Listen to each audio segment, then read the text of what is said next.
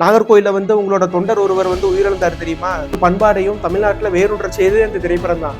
இனியும் ஒரு தடவை கரூர்ல இறந்த மக்களை வச்சு அரசியல் பண்ண எவனாவது நினைச்சீங்கன்னா நிவாரணத்துக்காக பேசுற நிவாரணத்துக்காக அவங்க பேசுற மாதிரி தான் 10 லட்சம் ரூபாய் திமுக கொடுத்தோன்னே திமுக காரங்க அவங்க பேசிருக்கணுமே, ஏன் பேசல?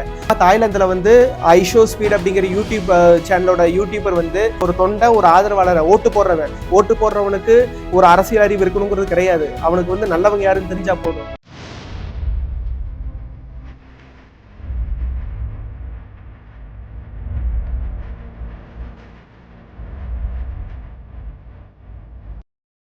எல்லாத்துக்கும் வணக்கங்க. நான் உங்க மங்கள மகேஷ். நாம் தமிழர் கட்சியினுடைய அடிப்படை தொண்டர்கள் மீது எனக்கு ஆழ்ந்த மரியாதை உண்டு. ஏனென்று சொன்னா 15 வருஷமா எந்த ஒரு வருமானம் இல்லாம, கட்சி ரீதியா எந்த ஒரு பலனும் இல்லாம இன்னைக்கு வரைக்கும் ஒரு கொள்கை கொண்ட தலைவனா சீமான் அவர்களை நம்பி இன்னைக்கு வரைக்கும் அவர் பின்னாடி பயணிச்சுட்டு இருக்க நண்பர்கள் மேல எனக்கு மரியாதை உண்டு. என்னோட நட்பு வட்டாரத்தில் இருக்க பலரும் நாம் தமிழர் கட்சியில பயணிச்சுட்டு இருக்காங்க. அவங்கள்ட்ட ஆரோக்கியமான அரசியலை நாங்கெல்லாம் விவாதிப்போம். அதனால எங்களுக்கு அவர்கள் மீதெல்லாம் ஒரு தனிப்பட்ட மரியாதை உண்டு. ஆனா அந்த தலைமை பண்புல இருக்கவங்க நாம் தமிழர் கட்சியில தன்னோட நாக்கு எலும்பில்லை அப்படின்றதுக்காக என்னெல்லாம் பேச முடியும் அப்படின்றது அவங்கள பார்த்து நம்ம கத்துக்கணும்.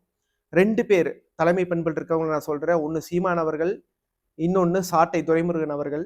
முதல்ல சீமான் அவர்களுக்கு வர்றேன். சீமான் அவர்களே, 2-3 நாளைக்கு முன்னாடி ஒரு கருத்தை நீங்க முன் வச்சீங்க. அது வரைக்கும் உங்க மேல ஒரு சில மரியாதை எனக்கு இருந்தது, கொஞ்சம் இருந்தது. இன்னைக்கு அதுவும் கிடையாது. கரூர் ஸ்டாம்பேட்ல 41 பேர் இறந்து போனாங்க. எங்க உறவுகள், எங்க ரத்தம் இறந்து போனது. பொதுமக்கள் அப்படிங்கிற பார்வை தாண்டி எங்களோட தொண்டர்கள் அங்க வந்தவங்க இறந்தது. குழந்தைகள், தொண்டர்கள் குடும்பத்தை சார்ந்த குழந்தைகள் இறந்திருக்காங்க. அந்த வழியிலிருந்து இன்னைக்கு வரைக்கும் மீண்டு வர முடியாம துடிச்சுக்கிட்டு இருக்க நாங்க அரசியல், முழு கல அரசியல் செய்ய முடியாம நாங்க ரொம்பவும் நொந்து போய் கிடக்குறோம். இந்த சூழ்நிலையில உங்களுக்கு மேடை கிடைச்சது அப்படிங்கறதுக்காக என்ன வெங்காயத்தை வேணா பேசிட்டு போவீங்களா? அங்க சாக வேண்டியவங்க தான். குடிக்கிறதுக்கு செத்தவன் கொளுத்து போய் செத்தான்னு சொல்றீங்க, அதை விட்டுருங்க. ரசிகர் கூட்டம் சாக வேண்டிய கூட்டம் தான். அங்க கரூர்ல செத்தவன் செத்திருக்க வேண்டியவன் தான். அப்படின்னா உங்களோட மனசாட்சி எவ்வளவு ஒரு வக்ரமான ஒரு மனசாட்சி, உங்களோட மூளை எவ்வளவு வக்ரமான மூளை, எவ்வளவு கொடூரமான மூளை. அரசியலுக்காக நீங்க என்ன வேணாலும் பண்ணுவீங்களா, என்ன வேணாலும் பேசுவீங்களா? நாக்கு இருக்கிறதுக்காக எனக்கு சத்தியமா புரியல. உங்களை பின்பற்ற லட்சக்கணக்கான தொண்டர்கள் உங்களை பின்பற்றிட்டு இருக்காங்க. அவங்களுக்குலாம் நீங்க இதை சொல்ல வரீங்களா? ஒரு ரசிகர் அப்படின்னு பேசுறீங்க. நீ சினிமா துறையில் இல்லையா? நாகர்கோயில உங்களோட தொண்டர் ஒருவர் உயிரிழந்தார் தெரியுமா? 7 நாள் கழிச்சு போனீங்க. ஹைதராபாத்ல விக்னேஷ் சிவத்தோட படத்துல ஷூட்டிங்ல இருந்தீங்க நீங்க. அதனால 7 நாள் கழிச்சு ஷூட்டிங் முடிச்சு சாவகாசம் போய் பாத்தீங்க. நீங்க திரைத்துறையை பத்தி, திரை உலகத்திலிருந்து வந்த ஒருத்தரை பத்தி நீ விமர்சனம் பண்றதுக்கு உங்களுக்கு தகுதியே கிடையாது. என்ன திரை போதை? நீங்களும் திரையிலிருந்து வந்தவர் தானே? அந்த வெள்ளி திரையிலிருந்து வந்தவர் தானே? என்ன திரை போதை பத்தி தப்பா பேசுறீங்க? ஒரு திரைப்படம் நினைச்சா ஒருவரோட வாழ்வையே மாற்றலாம் தெரியுமா உங்களுக்கு? ஒரு கலாச்சாரத்தையும் ஒரு பண்பாடையும் தமிழ்நாட்டுல வேறொன்ற செய்ததே அந்த திரைப்படம் தான். அந்த திரைப்படத்துறையில பல கருத்துக்களை மக்களிடம் வச்சு பல இளைஞர் பட்டாரத்தை இன்னைக்கு கையில வச்சிருக்க தலைவர் எங்க தலைவர். ஒரு சிலர் தவறு செய்திருக்கலாம். ஒரு 100 பேர் கொண்ட இடத்துல ஒரு சிலர் 2 பேர் தவறு பண்றது இயல்பு. ஏன் அந்த 99 பேர் தவறு பண்ணாம இருக்காங்களே கட்டுக்கோப்பா, அவங்கள நீங்க பாருங்க. ஏன் தவறு செய்யற ஒருத்தர் 2 பேர்த்தையும் நீங்க சுட்டுக்காட்டி பேசுறீங்க? அந்த கரூர்ல இறந்த மக்களை செத்திருக்க வேண்டிய மக்கள்னு சொல்றீங்கன்னா உங்களுக்கு எவ்வளவு ஒரு மோசமான மனசாட்சி உங்களுக்கு சீமானவர்களே. எனக்கு புரியல. திமுகவோட சொம்பாவே மாறிட்டீங்க நீங்க. ஒரு பேச்சுக்காக வார்த்தைக்கு ஒரு தடவை திமுக பத்தி பேசுறது, ஆளும் அரசை பத்தி பேசுறது, அதோட முடிச்சுக்கிறது. மற்றபடி 99% உங்களுக்கு அஜெண்டா எல்லாமே எங்கள் தலைவர் விஜய் அவர்களையும் தாவேக்கா பத்தி பேசுறது தானே. உங்களுக்கு சாட்டை துரைமுருகனுக்கும் பொலிட்டிக்கல் ஏஜென்டாவே மாறிட்டீங்க நீங்க. ஒரு அரசியல்வாதி வளர்ச்சியிலிருந்து ஒரு பரிணாம வளர்ச்சியை பொலிட்டிக்கல் ஏஜென்ட் ஆயிட்டீங்க. கடந்த வரலாறுல திரும்பி பார்த்தா ஒரு 40-45 வருஷம் வைகோ அவர்கள் என்ன செஞ்சாரோ அதை நீங்க திருப்பி இப்ப நீங்க செஞ்சுட்டு வரீங்க. அரசியல வெற்றியோ தோல்வியோ எனக்கு முக்கியம் இல்லை அப்படின்னு சொல்ற நீங்க, ஆமா உங்களுக்கு எதுக்கு வெற்றி தோல்வி? நீங்க தான் பொட்டியா வாங்கிக்கிறீங்களே. ஆதாரம் இல்லாத விஷயத்த நான் பேசக்கூடாது.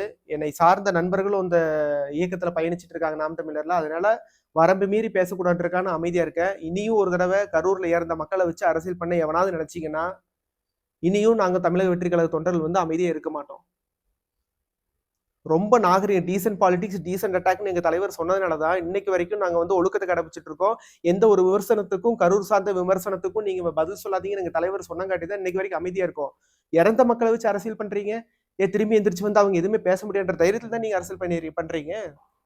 இன்னொருத்தர் சொல்றாரு, ஜேர்னலிஸ்ட் ஜீவம் சகாப்தம் அப்படின்னு சொல்லிட்டு ஒருத்தர், கரூர்ல 20 லட்சம் ரூபாய் நிவாரண தொகை வழங்கினதுக்கு அப்புறம் விஜய் எல்லாரும் புகழ்ந்து பேசுறாங்க அப்படின்னு சொல்லிட்டு.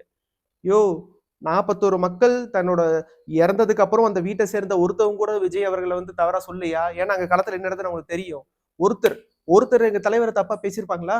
இது வரைக்கும் பேச கிடையாது. ஏன்? ஏன்னா அவர் தங்கமான மனசுக்கு சொந்தக்காரரு. எந்த ஒரு ஒரு உயிருக்கும் தீங்கு நினைக்காத ஒரு தலைவர். மக்களுக்கு அது தெரியும். என்னமோ நிவாரணத்துக்காக பேசுறேன். நிவாரணத்துக்காக அவங்க பேசுற மாதிரி தான் 10 லட்ச ரூபா திமுக கொடுத்தோன்னே திமுக காரங்க அவங்க பேசிருக்கணுமே. ஏன் பேசல? 2 லட்ச ரூபா காங்கிரஸ்ல கொடுத்தாங்க ஜோதிமணி அவர்களோட தலைமையில. அப்ப காங்கிரஸ்காரங்க அவங்க பேசிருக்கணுமா? பேசல. மத்திய கவர்மெண்ட் அறிவிச்சாங்க 2 லட்சம் ரூபா. திருமாவளவன் 50,000 ரூபா அறிவிச்சாரு. அப்ப அவங்களுக்குலாம் ஆதரவா அவங்க பேசிருக்கலாமே. பேச கிடையாது. இன்னைக்கு 20 லட்ச ரூபா விஜய் அவர்கள் கொடுத்ததுக்கு அப்புறம் அவருக்கு ஆதரவா பேசுறான்னு நீங்களா சொல்றீங்களே. ஒரு திமுகவோட சொம்பு தூக்குற ஜேர்னலிஸ்ட் நீங்க. உங்களோட திராவிட மாடல் ஆட்சியோட தப்புகளையும் குறைகளையும் மக்கள் குறைகளை உங்களால எடுத்து சொல்ல முடியுமா? அதை விட்டுட்டு நீங்க சொம்பு தூக்கிட்டு வந்துருக்கீங்க. மீடியால வந்துட்டு வாய் இருக்குன்றக்கா என்ன வேணா பேசிட்டு இருக்கீங்க. இனிமேல் யாராவது தயவு செஞ்சு கரூர்ல இறந்த மக்களை வச்சு கண்கலங்கி சொல்ற யாருமே அரசியல் பண்ணாதீங்க. அவங்க இறந்துட்டாங்க. அவங்களோட சாப்டர் முடிஞ்சது. அவங்க குடும்பத்தை நாங்க பாத்துக்கிறோம். எங்களுக்கு தெரியும்.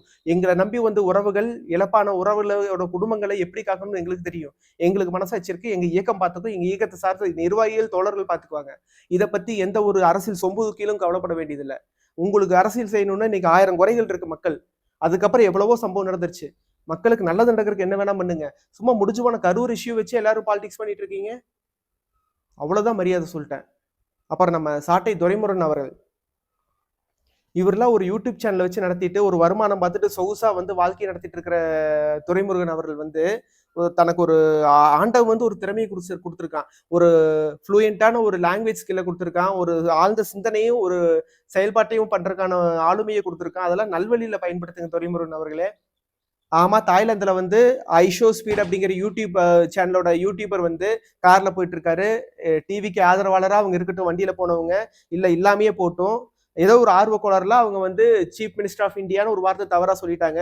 ஒரு பிரபலமான மூஞ்சி ஆப்போசிட்ல போகும்போது, ஒரு நபர் போகும்போது நம்ம என்ன பேசுறன்றது தெரியாம ஒரு சில வார்த்தைகள் தவறுறதுதான். அங்க டிராவல் பண்ணி போனவங்க வந்து ஒரு கட்சியோட தலைவனோ ஒரு பேச்சாளரோ கிடையாது கரெக்டா பேசுறதுக்கு. அவன் ஒரு தொண்டை, ஒரு ஆதரவாளர், ஓட்டு போடுறவனுக்கு ஒரு அரசியல் அறிவு இருக்கணுங்கிறது கிடையாது. அவனுக்கு வந்து நல்லவங்க யாருன்னு தெரிஞ்சா போதும். அவ ஏதோ சீஃப் மினிஸ்டர் ஆஃப் இந்தியான்னு சொல்லி தலைவர் விஜய் அவர்கள் சொல்லிட்டான்னு சொல்லிட்டு என்னமோ கெட்ட வார்த்தையில யூடியூப்ல இன்டர்வியூ கொடுத்துட்டு இருக்கீங்க. எனக்கு புரியல சத்தியமா. நீங்க மோதணும் அப்படின்னா நீங்க வந்து இந்த அப்பாவி தொண்டர்கள் வச்சுல நீங்க மோத வேண்டாம். கருத்தில் ரீதியா மோதணும்னா வாங்க 1 to 1 நீங்க அறிவிங்க. நாங்க வர எங்க கட்சி சேர்ந்த பேச்சாளரும் எங்களோட அறிவியல் சார்ந்து பேசணும், ஒரு அரசியல் சார்ந்து பேசணும், வாங்க தயவு செஞ்சு 1 to 1 பேசிக்கலாம். அதை விட்டுட்டு நீங்க வந்து என்னமோ தாய்லாந்துல சுவிட்சர்லாந்துல ஏதோ ஒரு தெரியாம ஒரு எங்க தலைவரோட ஆதரவாளர் யாரோ வாய் தவறி பேசின விஷயத்துக்குலாம் வச்சு நீங்க 1 மணி நேரம் ஸ்பெண்ட் பண்ணி யூடியூப்ல நீங்க இன்டர்வியூ கொடுக்குறீங்கன்னா உங்களோட அஜெண்டா என்னங்கிறது இதுவா மக்களுக்கு தெரியாமையா இருக்குது வரைக்கும். துரைமுருகன் அவர்களே, உங்களை பார்த்து நான் கேட்கிறேன். பீகார் எலெக்ஷனுக்கு வந்து அந்த ஓட்டு திருட்டை பத்தி கேட்கறதுக்காக எலெக்ஷனுக்கு முன்னோட்டமா அந்த ஓட்டு திருட்டை கேட்கறதுக்காக ஸ்டாலின் அவர்கள் வந்து ராகுல் காந்தி அவர்களுக்கு ஆதரவா போனாரு. அந்த இடத்துல பேசிட்டு இருக்கும்போது 10,000 மக்களுக்கு முன்னாடி பேசிட்டு இருக்கும்போது ராகுல் காந்தி அவர்களை ராஜீவ் காந்தி அப்படின்னு உச்சரிச்சாரே. ஒரு நாட்டினுடைய முதல்வர், ஒரு நாட்டினுடைய முதல் குடிமகன், தமிழகத்துடைய முதல் குடிமகன் திரு ஸ்டாலின் அவர்கள். அதை எடுத்து உங்களால அரசியல் பண்ண முடிஞ்சுதா? பேசுனீங்களா வாய் திறந்து? எந்த அளவுக்கு உங்களோட கருத்து அதை எதிர்த்து இருந்தது? ஒரு மனசு அப்படின்னா நம்ம ஒன்றும் ரோபோ கிடையாது. எல்லாமே 100% கரெக்டா பேசணுன்றது நம்ம ரோபோ கிடையாது. It happens. Human error. It's nature. தவிர்க்க முடியாது. என்னமோ ஒரு கடைக்கோடி தொண்டன் வந்து ஒரு தவறு பண்ணது 1 மணி நேரம் ஸ்பெண்ட் பண்ணி ஒரு கட்சியோட முக்கிய பிரபலமான நீங்க வந்து பேட்டி கொடுக்குறீங்கன்னா, அப்ப திமுக வந்து உங்களுக்கு தெளிவான அஜெண்டா கொடுத்துருக்காங்க. என்னென்ன தப்புகள் பண்றாங்களோ அதை பிளாஷ் பண்ணி டிவிகேவோட டிஃபமேஷனை நீ பாத்துக்கோ. இந்த சைடு திராவிட மாடல்களை போலியான ஆட்சி வந்து எப்படிலாம் பரப்பணுமோ அதை நான் பரப்புறேன் அப்படின்னு திமுகவோட அஜெண்டா அப்படிதானே நீங்க செயல்பட்டு இருக்கீங்க. இன்னும் பேசின டீப்பா பேசலாம். சீமான் அவர்களை பத்தியும் துரைமுருகன் அவர்கள் பத்தியும் ஒரு தனிப்பட்ட மரியாதை கருதியும், என்னோட தோழர்கள் அந்த இயக்கத்தில் இருக்காங்கிற ஒரு மரியாதை கருதியும் இதோட நான் முடிச்சுக்கிறேன். தயவு செஞ்சு மக்களுக்கு ஆக்கப்பூர்வமான அரசியலை பண்ணுங்க. நாம் தமிழர் கட்சி சேர்ந்த தலைவர்கள் எல்லாம் உங்களை நம்பி லட்சக்கணக்கான ஆயிரக்கணக்கான தொண்டர்கள் இருக்காங்க. அவங்களையும் இழந்துட்டு நடுரோட்டுக்கு வந்துடாதீங்கன்ற ஒரு ஆதங்கத்துல சொல்லிட்டு இந்த காணொலியிலிருந்து விடைபெறுகிறேன். நான் உங்க மங்கள மகேஷ். வாய் வலிக்கு பேசுறேன், உண்மையை பேசணும்னு நினைக்கிறேன். நம்ம சேனலை சப்ஸ்கிரைப் பண்ணுங்க. நன்றி.